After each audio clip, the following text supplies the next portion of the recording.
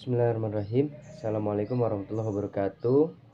Perkenalkan, nama saya Samsudin Marbawi, Prodi MPI. Di sini saya mendapatkan tugas dari Coach Firman, dari 3 matkul yang beliau ajarkan kepada saya. Yang pertama ada perencanaan pendidikan, yang kedua ada kebijakan pendidikan, yang ketiga manajemen kelas. Di sini coach memberikan 3 pertanyaan dari 3 matkul tersebut. Yang pertama, bagaimana kamu menempuh kemajuan di lembaga atau di yayasan jika kamu menjadi seorang pendidik atau ya pemegang penguasaan yayasan. Mungkin saya akan langsung menjabarkan bagaimana perencanaan saya jika saya menjadi seorang pendidik atau seseorang yang punya lembaga pendidikan ataupun yayasan. Pertama, saya akan mempunyai rencana itu jangka pendek. Yang kedua, jangka menengah. Yang ketiga, jangka panjang. Nah, di sini saya yang poin pertama adalah punya rencana jangka pendek, yaitu contoh, semisal saya baru membuka sebuah yayasan atau lembaga pendidikan, maka saya akan melakukan pendekatan, ya.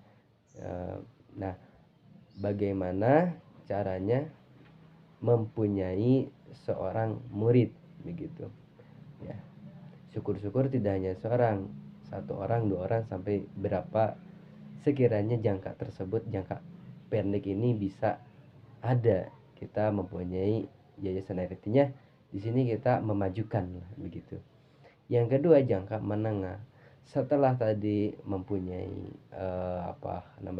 murid atau siswa dan siswi, maka jangka yang menengah adalah bagaimana memfasilitasi lembaga atau yayasan tersebut supaya bisa lebih baik lagi. Contohnya, memfasilitasi dengan adanya kelas, begitu. Yang kedua, memfasilitasi dengan adanya guru-guru yang mumpuni, gitu. Itu rencana jangka menengah saya.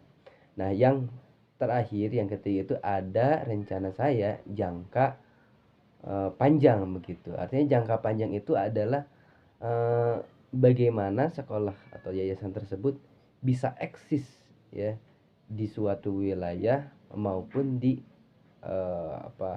contoh se-Jabodetabek, begitu, terkenal dengan rencana saya yang termasuk jangka panjang adalah mengeluarkan atau mencetak murid atau siswa dan siswi yang berprestasi dan unggul dalam kehidupannya, begitu, mau kehidupan maupun pelajaran yang akan ditempuh. Nah, kemudian yang kedua pertanyaannya adalah kebijakan apa yang akan dikeluarkan jika kamu menjadi seorang pendidik atau penguasa suatu lembaga pendidikan ataupun yayasan. Nah, yang pertama, kebijakan yang saya keluarkan adalah membuat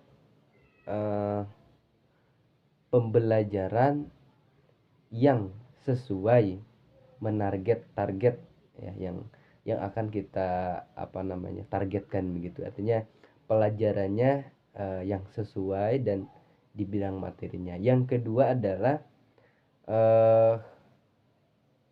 mengeluarkan kebijakan guru-guru itu harus memenuhi syarat dasar, gitu. Jadi bagaimana caranya guru tersebut ya menguasai cara dasarnya, bagaimana cara mengajar, begitu, atau bagaimana menguasai materi tersebut, mungkin itu. Nah, yang ketiga, saya akan mengeluarkan kebijakan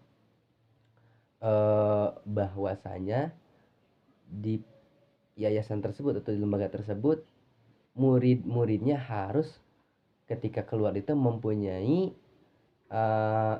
satu unggulan, begitu. Atau contoh, kalau di pesantren mungkin kayak alumni Tarbiyatul Huda harus mempunyai dalam tahlil atau bidrit, bisa sholat, bisa Nah, mungkin saya pun akan melakukan kebijakan seperti itu gitu. Jadi ketika murid akan meninggalkan sekolah kami, maka harus murid itu mempunyai bekal untuk di luar nanti. Nah, kebijakan yang keempat adalah menyejahterakan